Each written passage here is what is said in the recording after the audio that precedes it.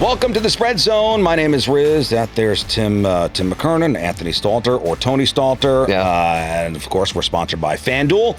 And the goal of the podcast is simple, help you win money. And this is our Super Bowl 60 prop episode. No spreads, no totals today, just props you could actually track play-by-play. All odds we quote are on FanDuel, and we're recording this on Wednesday afternoon. So lines could move, so always double check the app before you lock. All right, Super Bowl props are different than like a random Week 7 slate. You know, we've got 2 weeks of prep, we've got tighter game plans, we've got sports books, hanging numbers, and everything that breathes. So today we're doing 2 things: volume props, attempts, usage, game script stuff; defensive constraint props, what the opponent is designed to take away. And I want you to remember one thing from the Super Bowl betting coverage. The public has been very heavy Seattle across all markets. Yeah. And that Yahoo betting notebook basically said books were seeing Seahawks support all over. And that matters because sometimes the best value is not the obvious side. Sometimes it's in the props. So let's get to the cards. Tim, your first prop pick. I am operating on the premise that we are not seeing a fully healthy Drake May. And therefore, gentlemen, if I were to build off of that premise, then New England is going to manage the risk of the key to their offense and their success, of course, on that side of the football this year in Drake May. And so I wanted to zone in on a guy who really has become a dual threat, to his credit, on his rushing yards. And I was pleased to see that the number is 36.5. And gentlemen, that strikes me as just too high. And therefore, because of what I think will be the Patriots' strategy with a guy who's banged up with his shoulder, you're not going to see him scramble. And even if he does, I'm not sure Seattle's going to allow him much anyway. Under 36.5 rushing yards for Drake May. Okay. Under 36.5 rushing yards. Tony Stalter. I thought you were going to go this route because... Am I that transparent now? Well, no, I mean, you're not, because you didn't. I actually agree with you, Tim, that I don't think Drake May is completely healthy. Yeah. The way that he ran that last play, he called his own number in Denver when they won the AFC Championship game, when he picked up that first down. And part of it's like, okay, that was a great idea. Don't tell anybody, because then everybody's going to do something different than what they normally do. And he had got outside. I don't know if Drake May's his shoulder's completely healthy. I think he goes under 220.5 passing yards. Put me on that one. There it is. Yeah, I really like that. Put me on that one too. Even if New England hangs with Seattle, and they very well could. If you listen to the previous podcast, I like Seattle minus 4.5. But I think Drake May. This is my lock, by the way. Yeah, all right. Put me down. This is my lock. He's not throwing all over the yard. So give me under 20.5. For me, this is straight from the playoff defenses tighten the screws angle. Drake May's playoff production, through the air has been very inconsistent against elite units, and now he's facing Seattle's best version of itself. I think he could still play well. This is not like Drake May stinks. I think we just need Seattle to make New England string together long drives and tackle well, so his yardage doesn't spike. But I think that Drake May under 220.5 passing yards that's going to be my lock. I thought about it. I thought about the lock right out of the gate. Tim, your next prop pick. I think that this gentleman is also put in a spot where we can really capitalize on it. You can go at different levels of 10 when it comes to a variety of props: rushing yards, passing yards, alt spreads, and of course, receiving yards. This is a guy that I think Seattle is going to utilize. I have a feeling at least one of you, if not both of you, will be joining me in some capacity on Rashid Shaheed. And I can get over 20 receiving yards for him at minus 132. I can see them utilizing, kind of like what we saw in the college football playoff with Tony and Miami's offense, just getting him a quick out to try to break up that New England defense. I love this at over 20 receiving yards. I realize you're paying minus 132. It's not in your standard minus 110, minus 115 range, but over 20 receiving yards for a guy who I could see all it takes is just missing one tackle for him to cover that just like that. Yeah. Over 20 yards, Shaheed. Yeah, you would have hit that, I think, in the first drive or the first quarter last week, so in the NFC Championship game. So I like to correlate some of my thinking. So if I take Drake May under 220.5 passing yards, what is he going to be doing more of? I think he's going to be rushing more. I'm with Tim. That number, the 36.5 or 35.5 on his rushing yards, I think is high. But I looked back through his game logs. When he has faced difficult defenses, he tends to run a lot more. Give me Drake May over 6.5 rushing attempts. I think he gets 7, 8, maybe even 10. The last 2 games he's had, or 2 of the 3 postseason games, he's had, I think, like 10 rush attempts. I think he looks to run a lot more, especially with the shoulder. And if he can, pick up at least 1 yard, we don't get in sack category, and he goes over that 6.5 rushing attempts. All right. Give me for my second prop pick, Drake May to throw an interception. And this pairs with what the market expects. Seattle favored, public leaning Seattle. If New England trails late, May has to push the ball into windows that are not there. Young quarterbacks take risks, especially when the game script turns urgent. 1 tip ball, 1 disguise coverage, and we're there. So give me Drake May to throw an interception in Super Bowl 60. Tim. Next prop, and this is falling into my lock, gentlemen. And candidly, I can't believe it's out there, and it's not priced in some weird fashion. The largest lead of the game. If I were just to ask you, does anybody know this, to recuse yourself from this as I do a little reconnaissance, what the over-under would be for the largest lead of the game at any point, what you would think that number would be? Oh, boy. Wow, I would think like 10. Want to fire a bet? I mean, it could be 2 Could touchdowns. be anything, but I would say... Could be 14. Yeah, I would say 10.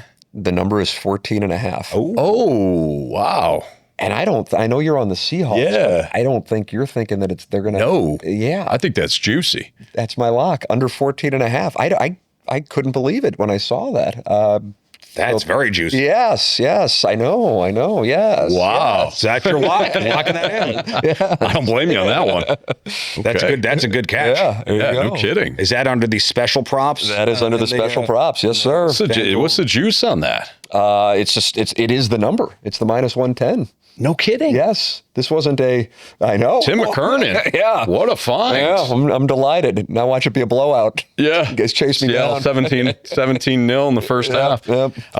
Anthony. All right, my last one for the Patriots side of things, I just kind of divided it up, Patriots and Seahawks, also correlates with my Drake May under 220.5 passing yards. Give me Stephon Diggs under 17.5 for his longest reception. They like to move him around. Yeah. They like to keep him in the slot. I think they're going to throw short, and they're going to try to just simply put the ball in his hands. I don't see him catching a long pass. Give me under 17.5 for longest reception for Stephon Diggs.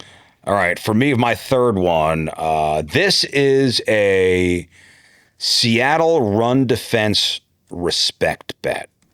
Seattle has been one of the best teams in football at preventing chunk runs, which sounds kind of gross, but what other way how would you describe that? Ramondre Stevenson, longest rush under 12.5 yards. And it's the perfect, don't need to be perfect prop. He can get 15 carries. He can have a solid game. He just can't pop one out, for 13 plus. Yeah. I like it. So Ramondre Stevenson, longest rush under 12.5 yards. All right, let's take a quick break. We'll come back. We got some more prop bets for you. It's the Spread Zone, presented by FanDuel. All right, welcome back to the Spread Zone, presented by FanDuel, talking prop bets. Let's go to another one from Tim McKernan.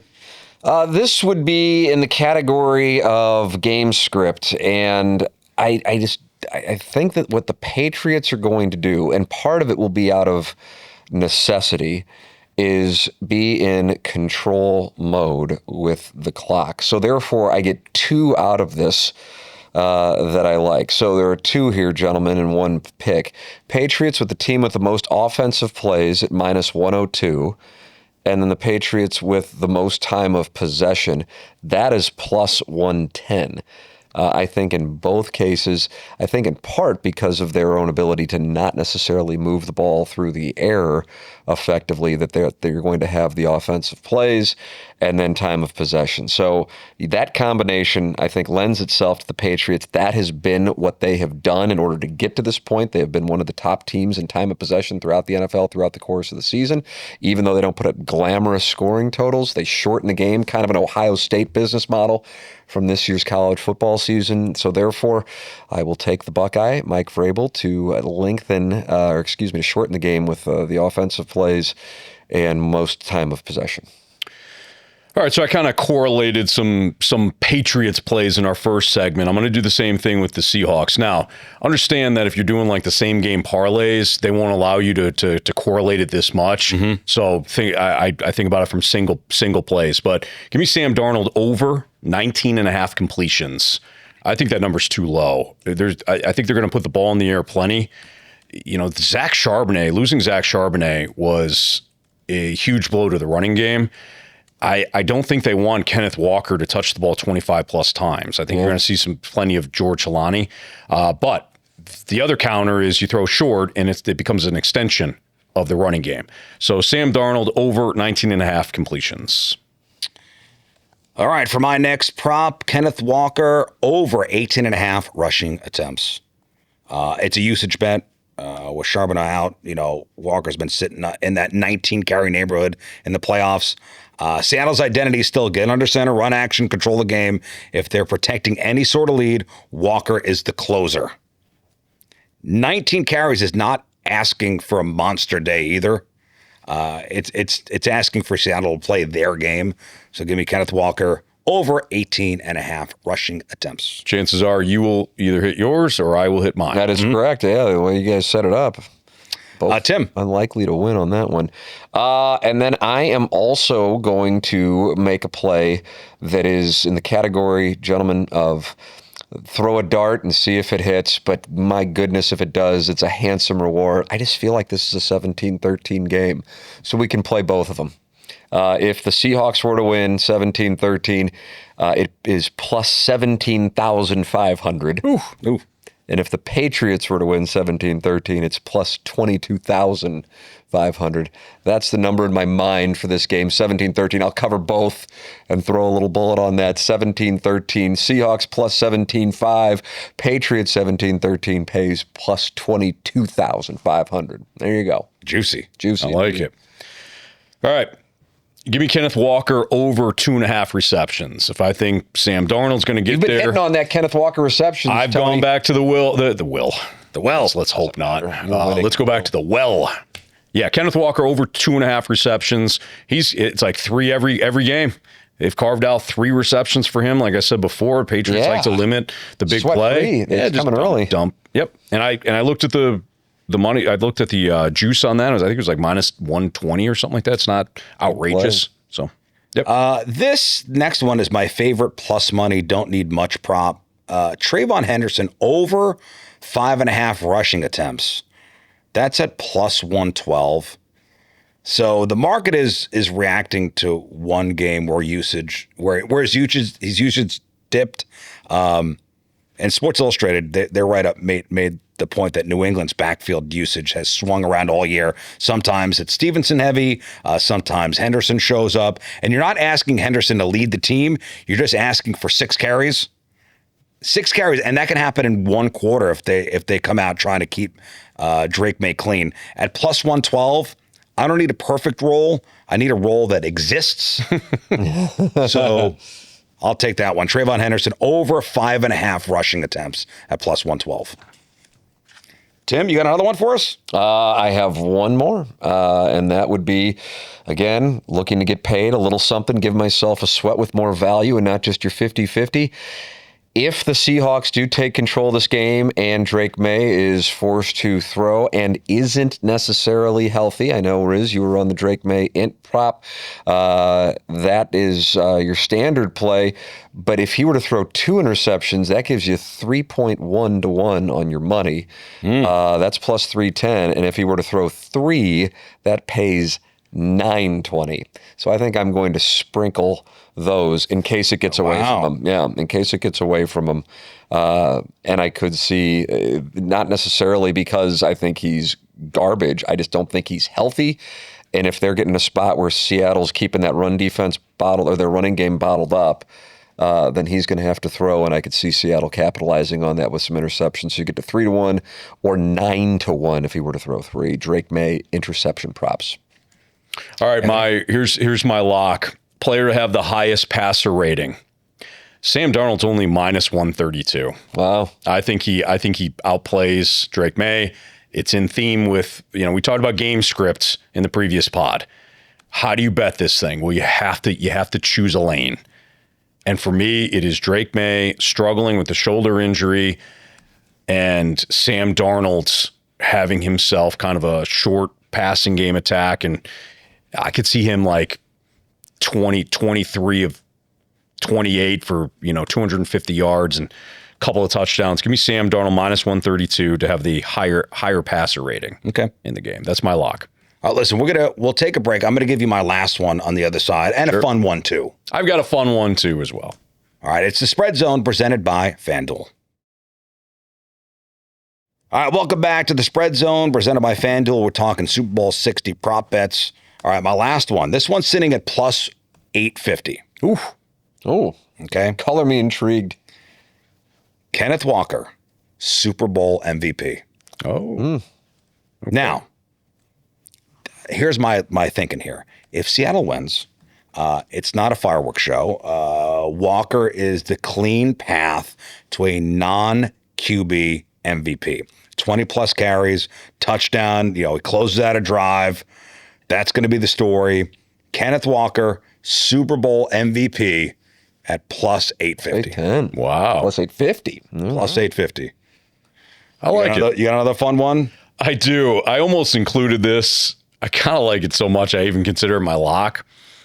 Jake Bobo over a half receiving yards. It's plus 180. All he has to do is catch one pass for a yard.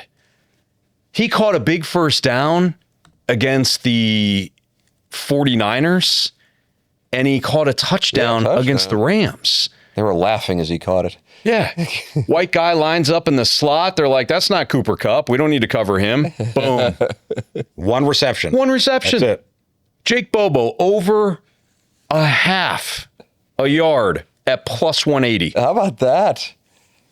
I almost made it my lock. Bobo play.